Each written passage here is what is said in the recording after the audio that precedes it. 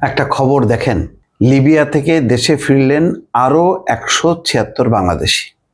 কিভাবে ফিরলেন? ত্রিপোলির Tajoura detention centre থেকে আন্তর্জাতিক অভিবাসন সংস্থা IOM এর সহায়তায় ফিরেছেন 176 বাংলাদেশি। এরা কিন্তু প্রতারিত হয়ে গেছেন।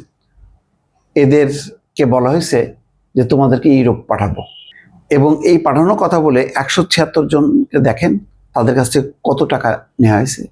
এবং এই 176 জনের পরিবার এখন এই টাকা জোগাড় করার পর তাদের কি অবস্থা?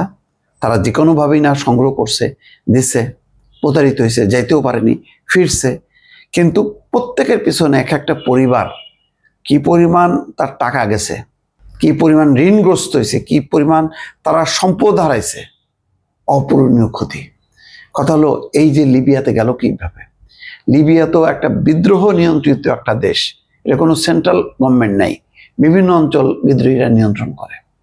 এবং ওই যখনই নাকি ইউরোপ ওই নিয়ে যায় লিবিয়াতে, ওখান থেকে নৌকায় করে পাঠানোর চেষ্টা করে, কিন্তু ওই ভাগ্য হয় 2%, 3% বা 5%, বাকিরা কিন্তু ওই প্রতারিত হয়। ওখানেই তারা কাজ করে, ওই দালালদের হাতে ধরা পড়ে, নির্যাতিত হয়, বাংলাদেশ থেকে টাকা পাঠাইতে হয়।